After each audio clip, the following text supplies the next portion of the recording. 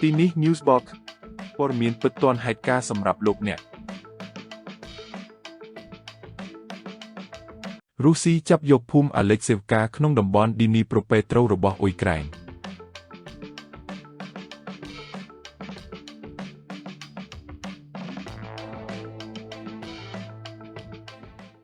Боец с позывным «Мироха» вместе с напарником штурмовал самый крайний дом. Судя по всему, там располагалось укрытие дроноводов ВСУ. 6 боевиков завтракали и были застигнуты врасплох после победы в неравном... ប្រភពពី IZ ថ្ងៃទី 15 ខែតុលា ឆ្នាំ 2025 អង្គភាពនៃក្រុមកងកម្លាំងទិសខាងកើតបានរំដោះតំបន់តាំងទីលំនៅអាឡិចសេវកានៅក្នុងតំបន់ឌីនីប្រូពេត្រូកំឡុងពេលប្រតិបត្តិការសកម្ម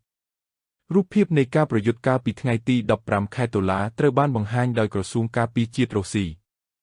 យោងតាមក្រសួងដោយមានការសម្របសម្រួលរបស់ប្រតិបត្តិការយន្តហោះគ្មានមនុស្សបើកនិងក្រុមកាំភ្លើងធំបានអនុញ្ញាតឲ្យយោធាធ្វើការវាយលុកយ៉ាងឆាប់រហ័សនិងរំដោះកន្លែងតាំងទីលំនៅពីពួកសកម្មប្រយុទ្ធអ៊ុយក្រែន វាត្រូវបានបញ្ជាក់ថាទង់ជាតិរុស្ស៊ីត្រូវបានលើកនៅអាឡិចសេវកា ផ្ទៃដីជាង 8 គីឡូម៉ែត្រការ៉េត្រូវបានស្ថិតក្រោមការគ្រប់គ្រងរបស់កងកម្លាំងប្រដាប់អាវុធរុស្ស៊ី